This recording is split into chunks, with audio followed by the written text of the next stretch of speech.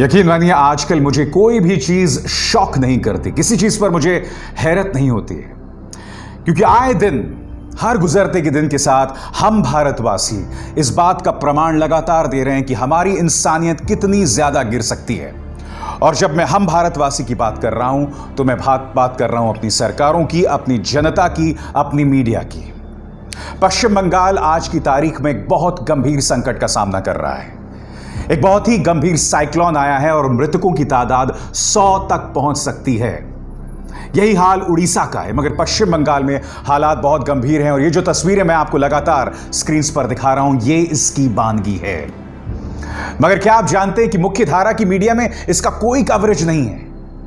मुख्य धारा की मीडिया में ये लीड नंबर 1 होनी चाहिए थी, खबर नंबर 1 होनी चाहिए थी, मगर हमने उसे बहुत ही सुविधाजनक तरीके से इग्नोर कर दिया है, नजरअंदाज कर दिया है। वो राज्य जो पहले कोरोना संकट का सामना कर रहा था, अब उसके सामने ये एक और गंभीर संकट, वहां की अर्थव्यवस्था मानो पूरी तरह से चरमरा गई है। प्रधानमंत्री आज पश्चिम बंगाल की मुख्यमंत्री ममता बनर्जी के साथ राहत पहुंचाने जो प्रभावित इलाके हैं उन्होंने वहां का दौरा किया। ये तस्वीरें जो सामने लगातार उभर कर आ रही हैं वो झकझोर देने वाली खबरें हैं।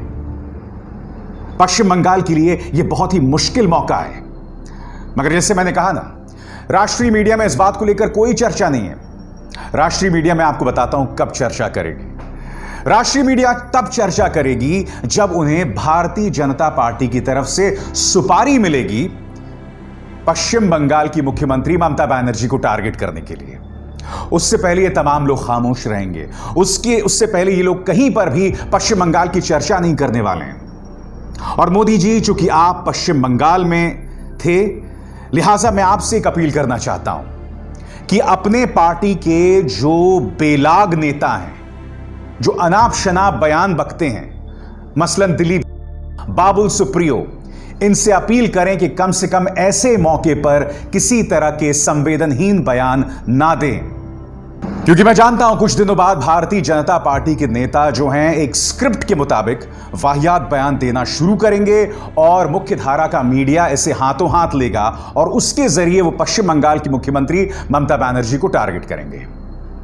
मगर आज हम सबको, इस देश की जनता को यह बतलाना है कि पश्चिम बंगाल की इस मुश्किल घड़ी में हम उनके साथ हैं। आज मैं आपके सामने दोस्तों ये स्क्रीनशॉट पेश कर रहा हूं। आप चाहे तो इसे पॉज करके नेट बैंकिंग के जरिए या किसी भी जरिए पश्चिम बंगाल की जनता और खासकर वहां के प्रभावित लोगों को मदद पहुंचाएं, क्योंकि वहां पर जिस तरह का नुकसान हुआ है उससे उभरना पश्चिम बंगाल के लिए बहुत मुश्किल होने वाला है।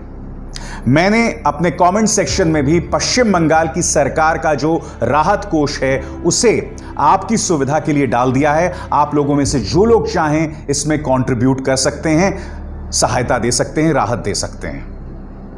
मगर आज इस कार्यक्रम का मकसद सिर्फ पश्चिम बंगाल के दर्द को आप तक पहुंचाना नहीं है जो इन तस्वीरों के जरिए जाहिर हो रहा है, नहीं। आज इस कार्यक्रम का मकसद यह बतलाना है कि हम अंदर से किस कदर मर चुके हैं। हमारी इंसानियत पूरी तरह से गल चुकी है और हमारे लिए यह मायने नहीं रखता कि गरीब का दर्द क्या है, खास राज्य की जनता का दर्द क्या है। हमारे लिए मायने यह रखता है कि हमारी जो सियासी रोटी या हमारी जो सियासी मान्यता है वो किस तरह से उस घटना के हिसाब से फिट बैठ रही है। मैं आपको एक चीज बताता हूं। कल मैंने ट्विटर पर एक बहुत बड़े न्यूज चैनल की एक महिला एंकर को सचिन पायलट से सवाल करते हुए देखा। मुद्दा था कांग्रेस की बसेस जो कि उत्तर प्रदेश के बॉर्डर पहुंची और उसके बाद उत्तर प्रदेश सरकार के अहंकार के चलते, उनकी हठधर्मिता के चलते उन्हें यू टर्न लेकर वापस जाना पड़ा। बावजूद उसके कि अवनीश अवस्थी के लेटर में यह साफ तौर पर लिखा हुआ था कि आप इन बसों को पहुंचाइए, हम इन्हें स्वीकार करने को तैयार हैं। मगर पूरा ड्रामा रचा गया नोएडा और गाजियाबाद के बॉर्डर पे और उन बसों को घुसने नहीं दिया गया। अब मैं वापस आता हूं उस इंटरव्यू को लेकर। यह पत्रकार सचिन पायलट से पूछ रही थी कि आपको क्या जरूरत थी ये करने को। गौर कीजिए, आपको क्या जरूरत थी ये करने के लिए, जबकि दो राज्यों के बीच तो करार हो सकता है और आप इस तरह की जो सुविधा है वो पंजाब, महाराष्ट्र या छत्तीसगढ़ में क्यों नहीं करते। दूसरे हिस्से पर गौर मत कीजिए, पहले हिस्से पर गौर कीजिए। आपको क्या जरूरत थी ये करने को? देश के पत्रकार, खासकर मुख्य धारा की मीडिया, जिन्हें करोड़ों लोग देखते हैं, आप अपने मंच से जब ये कहेंगे, जबकि ये तस्वीरें इस बात की बानगी हैं कि गरीब अब भी चल रहा है सड़क पर, गरीब अब भी चल रहा है, वो अब भी मुश्किलों से गुजर रहा है, उसमें आक्रोश भरा हुआ है, वो दुख के दलदल में दफन है पूरी तरह से, और ये पत्रकार ये पूछते हैं कि आपको क्या जरूरत है पूछने को? क्या इन पत्रकारों ने ये हिम्मत की सिद्धार्थनाथ सिंह से पूछने की? वो सिद्धार्थनाथ सिंह जिनकी पहली प्रतिक्रिया थी, आपको याद होगा, जैसे ही प्रियंका गांधी ने ये पेशकश की कि हम 1000 बसेस देने को तैयार हैं, उसके बाद सिद्धार्थनाथ सिंह का क्या बयान था? उन्होंने कहा कि ये पूरी तरह से अप्रासंगिक है, हमें जरूरत नहीं है।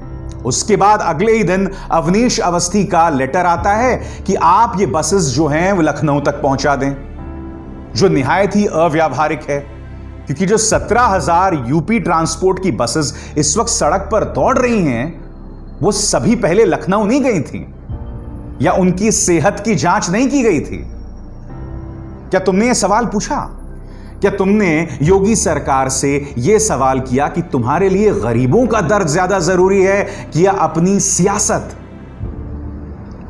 सीधी सी बात यह है कि आपको कटघरे में रखना चाहिए था योगी सरकार को।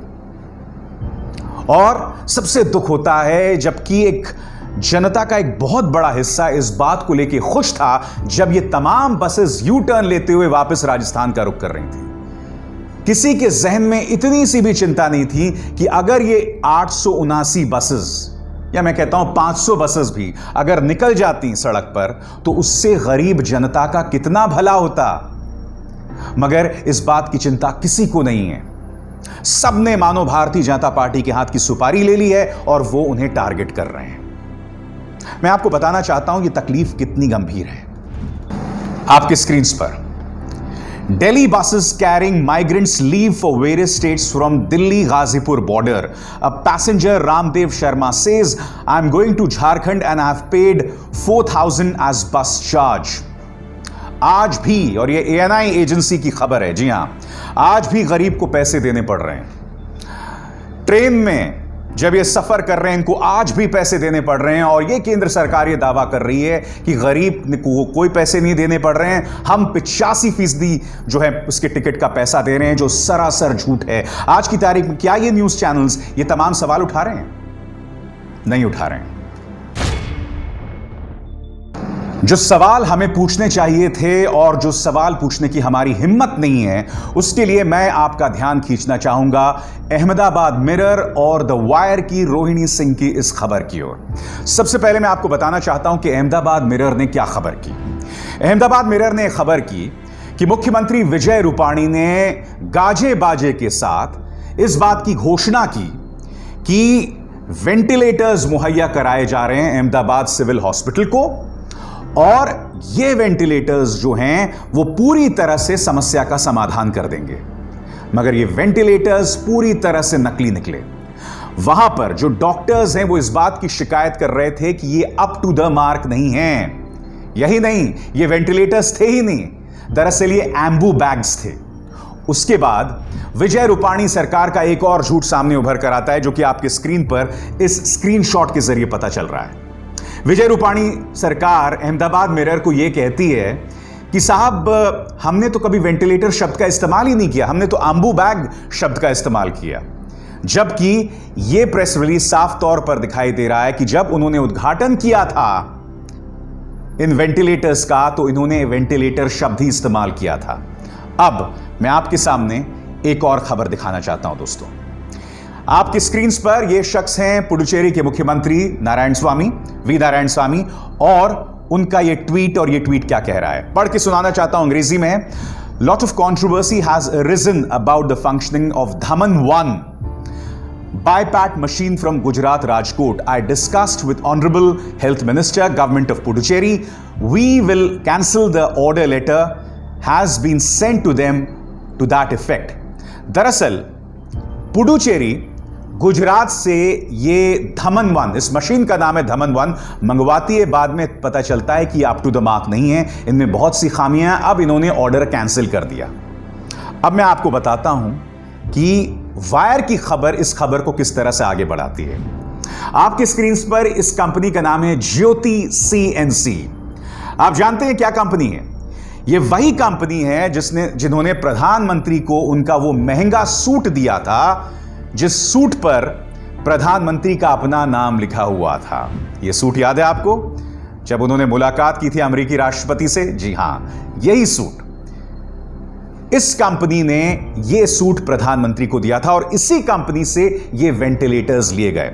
मैं आपको यह खबर, अगर आपको समझनी है तो मैं आपको रोहिणी सिंह की खबर पढ़ के सुनाना चाहता हूं।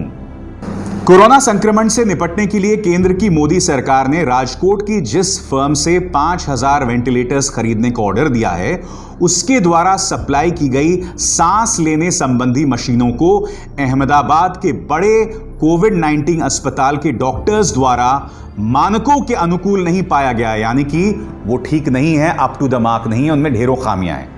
इस फर्म के वर्तमान और पूर्व प्रमोटर्स के वरिष्ठ भाजपा नेताओं से नजदीकी संबंध हैं और इनमें से कम एक उद्योगपति का परिवार प्रधानमंत्री नरेंद्र मोदी को तोहफे में मिले उनके नाम के मोनोग्राम वाले महंगे सूट को लेकर हुए विवाद से जुड़ा हुआ है। गुजरात के प्रमुख स्वास्थ्य सचिव जयंती रवि के अनुसार 5000 वेंटिलेटर्स का यह ऑर्डर सरकार द्वारा संचालित HLL लाइफ केयर के द्वारा किया गया है। ऐसा संभव है कि इसके लिए धनराशि पीएम केयर्स फंड से दी गई हो, जिसके बारे में इस महीने की शुरुआत में बताया गया था कि फंड के 2000 करोड़ रुपए का उपयोग 5000 मेड इन इंडिया वेंटिलेटर्स खरीदने के लिए किया जाएगा। यानी कि नंबर एक, ये 5000 वेंटिलेटर्स जिनकी हालत बहुत बदतर है, पीएम केयर्स के पैसे से खरीदे गए, जैसा कि वायर की खबर बता रही है। दूसरी बात, ज्योति सीएनसी जिस कंपनी से खरीदे गए, उसी ज्योति सीएनसी ने प्रधानमंत्री को ये लोकप्रिय और फेमस मोनोग्राम सूट दिया था, जिसमें प्रधानमंत्री का अपना नाम लिखा हुआ था। ये जो अहमदाबाद मिरर और वायर की खबर है कि किस तरह से नकली वेंटिलेटर्स का इस्तेमाल किया गया और लोगों की जान के साथ खिलवाड़ किया गया, इसको लेकर मेरे कुछ सवाल हैं। कल्पना कीजिए कि अगर यह गड़बड़ झाला किसी कांग्रेस राज्य में हुआ होता, यानी कि राजस्थान या छत्तीसगढ़ या पंजाब में अगर इस तरह का कोई गड़बड़ झाला हुआ होता, तब कल्पना कीजिए कि मीडिया में इस खबर को लेकर कितना बवाल होता। कल्पना कीजिए कि अगर इस घटना के पीछे अशोक गहलोत के बेटे या भूपेश बघेल के बेटे का हाथ होता, तब क्या होता। कल्पना कीजिए उस वक्त मीडिया इस खबर को कितनी जागरूकता के साथ उठाता। मुद्दा यहां पर यह है कि यह हुआ है गुजरात के अंदर, उस गुजरात के अंदर जिस गुजरात के मॉडल पर सवार होकर प्रधानमंत्री नरेंद्र मोदी मुख्यमंत्री से प्रधानमंत्री बने थे। लिहाजा इस पर हमारी पैनी निगाह और होनी चाहिए, इससे हमें और भी ज्यादा कटघरे में रखना चाहिए, क्योंकि इसी का दिलासा देकर तो प्रधानमंत्री बने थे ना।